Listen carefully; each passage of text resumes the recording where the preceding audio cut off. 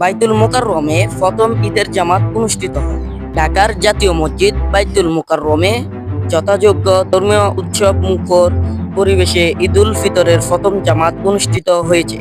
সোমবার সকাল 7টায় এই জামাত অনুষ্ঠিত হয়। এতে ইমামতি করেন হাফেজ মুফতি মাওলানা মুহিবুল্লাহিল বাকি এবং মুকাব্বিরের দায়িত্ব পালন করেন মুয়াজ্জিন হাফেজ মোহাম্মদ আতাউর রহমান। নামাজের আগে ইমাম মুসলমানদের উদ্দেশ্যে বয়ান করেন। তিনি বলেন, রোজাদারদের জন্য ঈদ আল্লাহর উপহার। এটি আমাদের জন্য খুশির বার্তা নিয়ে এসেছে।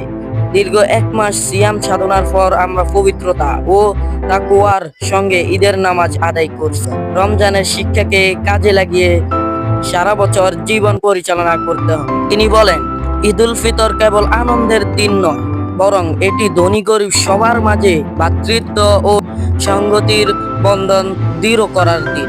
তিনি মুসলমানদের সমাজের দুস্থ ও দরিদ্রদের প্রতি সাহায্যের হাত বাড়িয়ে দেওয়ার আহ্বান জানান, যাতে সবাই ঈদের প্রকৃত আনন্দ উপভোগ করতে পারে। বাইতুল মোকাররমে মোট 5টি ঈদের জামাত অনুষ্ঠিত হয়েছে।